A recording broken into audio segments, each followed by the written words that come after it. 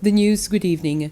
Today, the 18th of June, is Constitution Day. To celebrate the occasion, the annual flag-raising ceremony was held at the La Voix La Nation monument in the Peace Park this morning.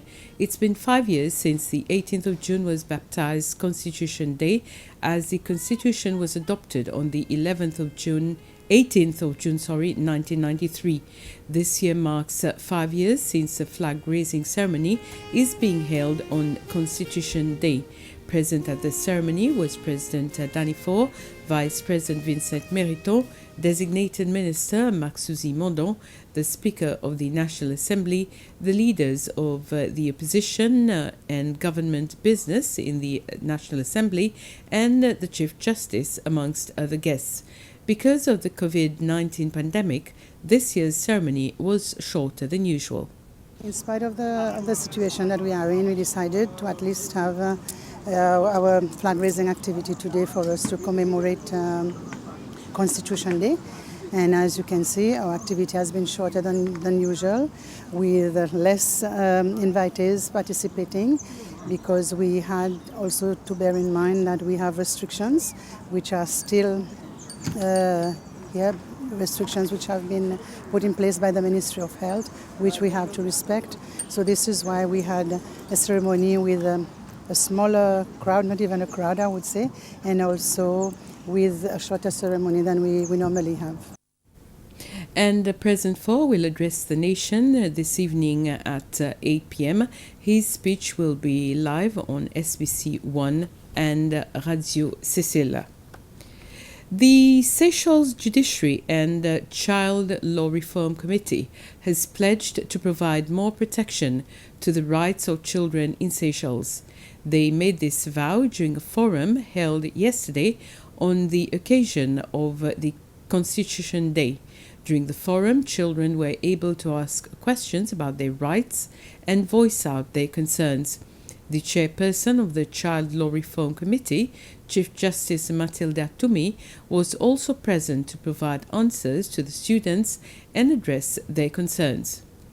Now more than ever, we need to take stock and reflect on what it means to live in a constitutional democracy and what it requires of those in power. The Constitution sets the parameters within which all conduct must occur. These parameters are defined by a set of fundamental values that must guide us as individuals in society. When we adopted these values 27 years ago, we set out to create the best possible version of Seychelles, not just for ourselves. We also wanted to ensure that the heirs of this fledgling constitutional democracy enjoyed all the benefits that flow from this important document. We wanted our children to have a society that they could belong to fully and flourish in as children.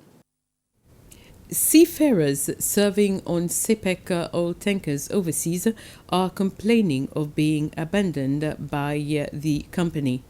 Crewmen who were due to come home 3 months ago have been stranded without shore leave because of the COVID-19.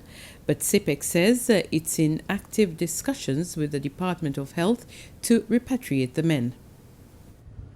Serving aboard one of SEPEC's 5 oil tankers currently overseas, one seafarer has told SBC News on condition of anonymity how he and his shipmates have been trapped by COVID-19 and feel too little is being done to help them.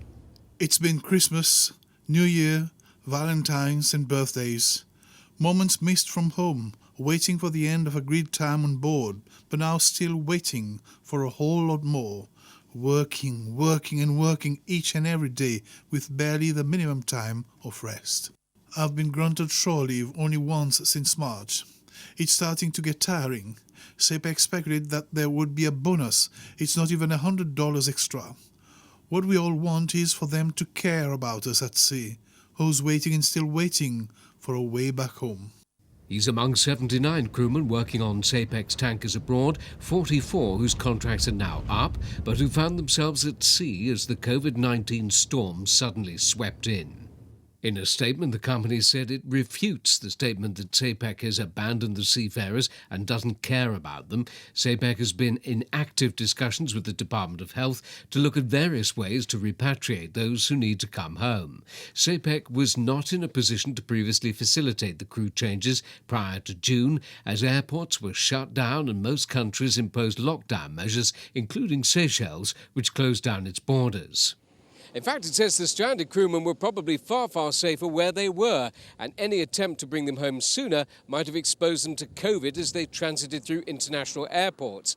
Currently, there are 31 crewmen on shore here waiting to swap with those who are due to come home. SAPEC stresses that on-board crew rest periods comply with International Maritime Organization guidelines, adding there are gyms, games and, on several vessels, swimming pools for the men to use. So far, it's received no official complaints from seafarers, which for now seem more like discontented murmurs than mutiny. And with this, we end this news summary. Thank you for watching. Have a pleasant evening.